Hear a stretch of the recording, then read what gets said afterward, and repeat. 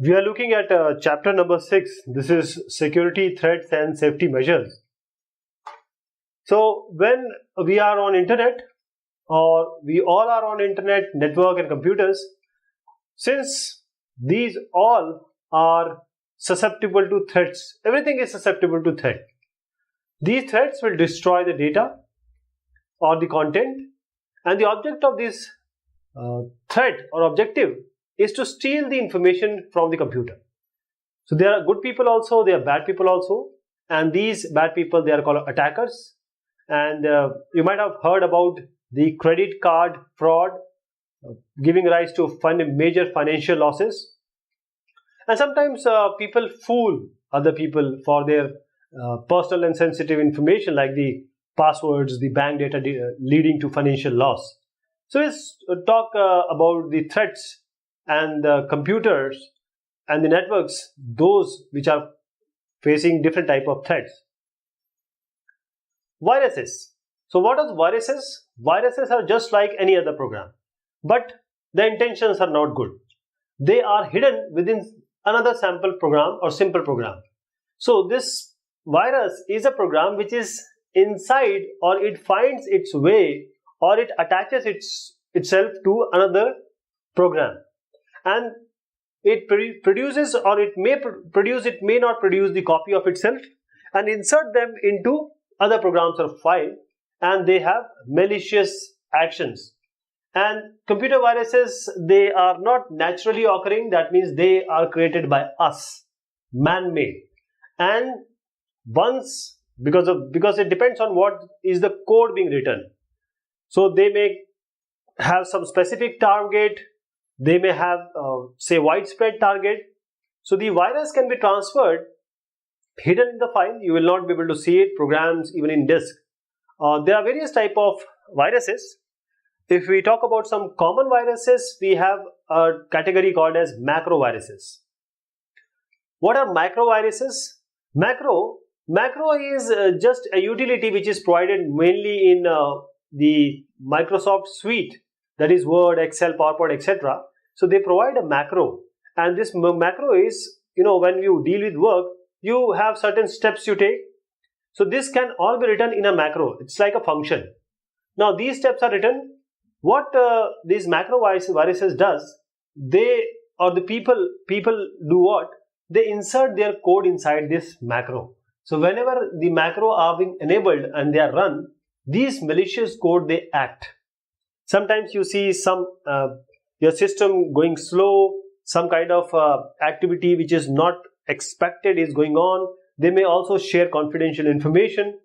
So this information can be used by macro to damage the computer data and software which this macro functions or macro code that has been maliciously put inside can take. So the virus using macro files, they are most popular. Why? Because they are easy to write and they can infect more people, because every one of us has Microsoft Word and Microsoft Suite in our system. So they can infect more people faster, more system faster, because they exchange documents and data frequently, and it can easily infect any other computer just because you have to run the office and it has to be connected to internet. These macro viruses are capable of corrupting data, creating new files, moving text, flashing colors, inserting pictures, and sending files across the internet. And even it can format your hard drive, right? So this is the problem, or this is the viruses which are attached or with some nastier intention. And macro can even modify the registry. It can forward copies of it through the emails you have. It can look for the password, it can copy documents, infect other programs. So macroviruses can do a lot of damage. For example, this Vaso, W97M, all these are example. Now worms. What are worms? Worms and viruses, they are quite similar. But worms, they are self-reliant. They don't need any other program to be fitted. Means they just, you will not even see them, and they are just like any other program.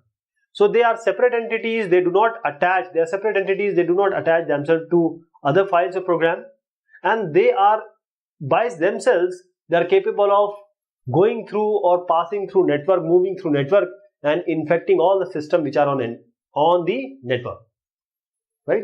That is why worms and viruses, they all are together called as viruses. So we have some examples of worst worm effects that has impacted the web. Jerusalem is one of the earliest worms that spread in 1987.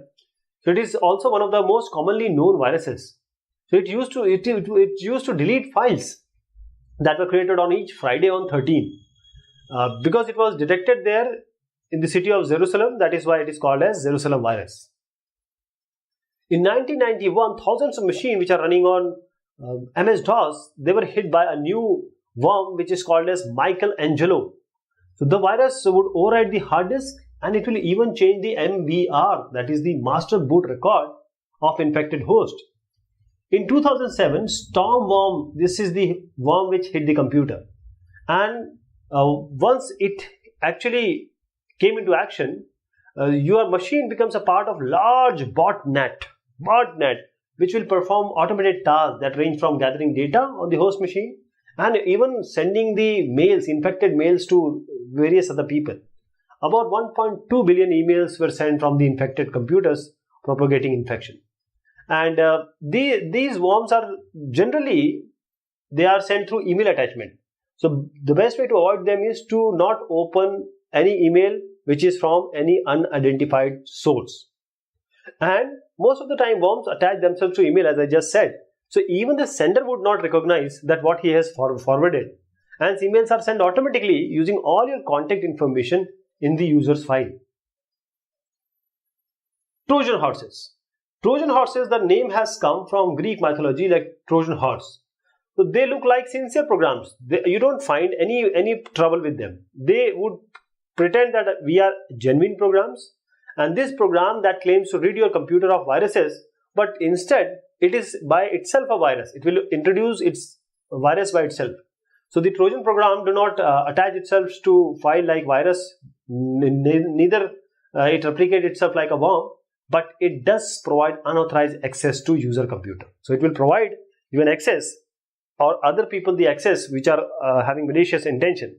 So they are mostly spread through internet downloads and online gaming programs.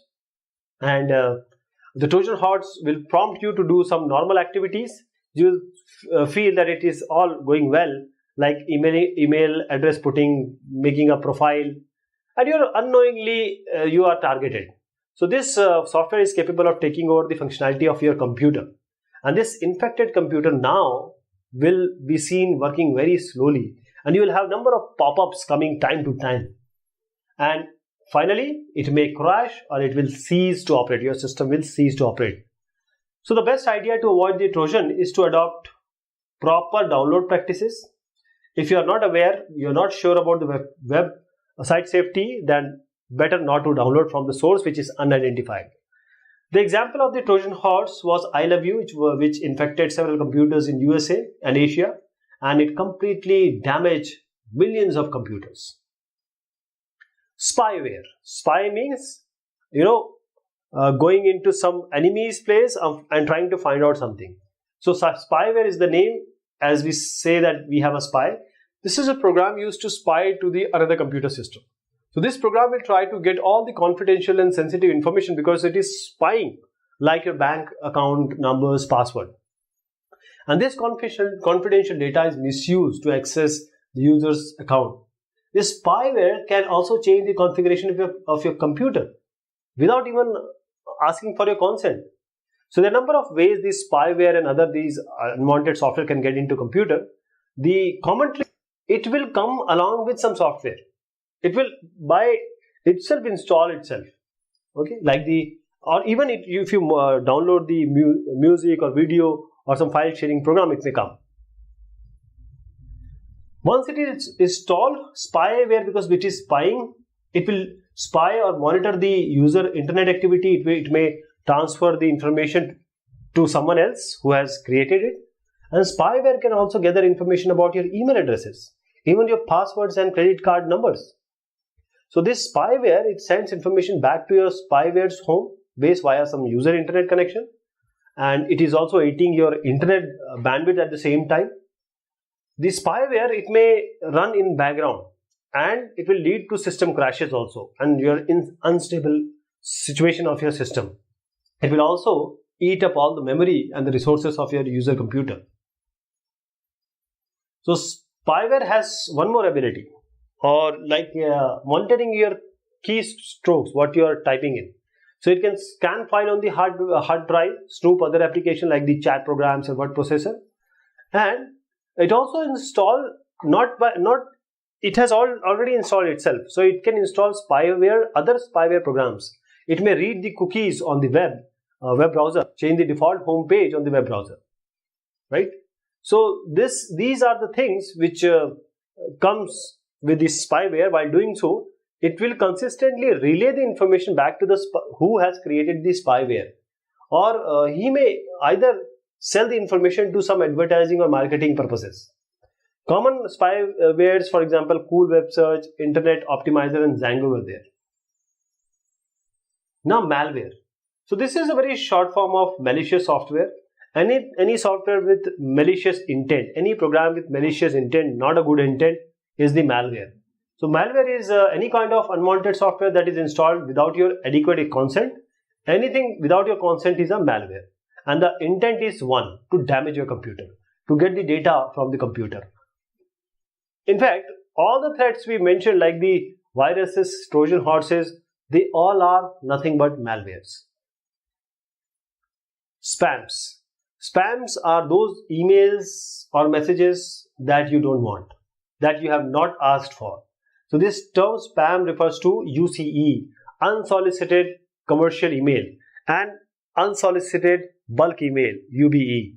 So it is flooding the internet with various number of copies of same message in an attempt to force the message on people who would not otherwise choose to receive it, because it is coming, it is on their email.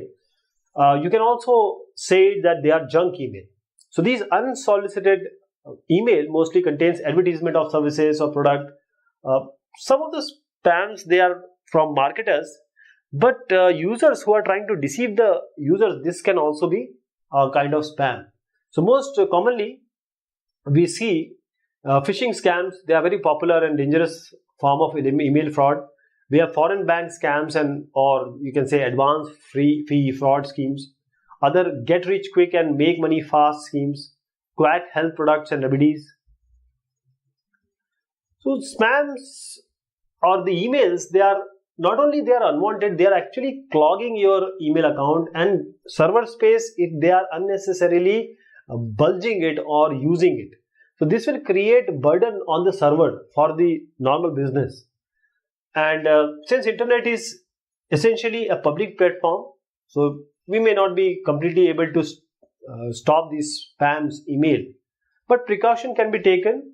You can block some spam, report it as a spam, and most of the email hosts can identify such users which are sending spams, and they can filter them. So spam, actually, why it is so much in the internet? Because it takes no cost to send them. Most of the costs are paid by the recipient or the carriers rather than by the sender. So it is because of this additional cost that most of the hosts are very keen that users, they use spam filters as well as report spams as they can be stopped. Then hackers and crackers. Hackers and crackers, they both have same thing, same word, but hackers sometimes they are known as ethical one. Crackers have one intention, just to destroy things and get money. So hackers and crackers, they are actually good IQ, good logical way understanding software programmers who use dubious ways to get control over your system or computer. And the intent is to gain control over your system and just steal or find out or just sniff the sensitive confidential information. So they have their IQ, they have their programming skills, and they use this information against you by stealing money, personal data, pictures, banking details, and even government military information. So this information now can be sold to anyone in return of money, right? And hackers are actually assumed to be gifted programmers, good logical thinkers, good IQ, who gain access to the system. Say if you are a bank, you will hire some hackers and say that we have made a website. Now you find out any loophole. The hacker is going to find out any loophole, and then you can patch it up. But the cracker term has come, it has coined after that, and these are activities who had or activists who had intentions of doing only malicious activity. So they only have one goal: to destroy your data and just generate money, monetary gains that these crackers want. Antivirus tool, we have so many viruses in the floppy drive, viruses in the drives, viruses from the internet. So antiviruses tool, they are software program that will help us to detect the virus in email or files, and it can protect your computer. So these tools can detect the virus, the worms, the trojans, the spywares and the adwares. And they will also block us from visiting any unsafe website, or if you're downloading some content from the unsafe program like the website, it is going to stop it. So they protect us from identity thefts and thefts from phishing website like the banking. People have made all the web page which is looking similar as the actual website of the bank. So there are several commercial antivirus software which are available. Quick Heal, K7, McAfee, Norton. So there are so many. Now one more thing is data backup and security. Now you are aware that the threat is there. You may be losing data, and if your data is important, because actually in computer science or who are dealing with computer, the main thing is data only. So if you unknowingly open, say, a virus attachment, it will destroy all the computer in your data. So the better is to protect, take a proactive action rather than a reactive action. So we need to back up the data. So the basic principle is, this is your system, you have a data, put it on the other system, simultaneously. So this another copy of data, keep it somewhere else. And this guarantees that once the data on your computer gets corrected, you already have a copy so that you can get it back. And this will guarantee that once the data your computer get corrupted due to any threat, you can always regain or reload the data again on your computer once it has been rectified. Right? You can back it up in external hard drives, tape drives, and almost all these smart devices that you use today, they have automatic backup. And security tools, we have some guiding principle for computer. If you want to use your computer securely, first of all, use the security software like the Norton antivirus, Symantec, etc. Never share password. Try to be aware of email attachment from any unknown sources. Do not randomly download material from any website which are not being checked for security. Never propagate any hoax or chain emails. Always try to log out from the computer when your work has been done. Never open or keep the remote access open after your work is done. Just restrict remote access, and always back up your important data and files. If you are able to encrypt the data, that will be very good. So there are several security tools which are available to help us protect against the threats which we just saw. So tools that are available for anti-spam, antivirus, these are firewalls, encryption tools, password managers, and cleanup tools. First recorded crime in 1820, Joseph Marie Jacquard. He was a textile manufacturer in France and he produced the loom. So this device allowed the repetition of series of steps in the weaving of special fabrics.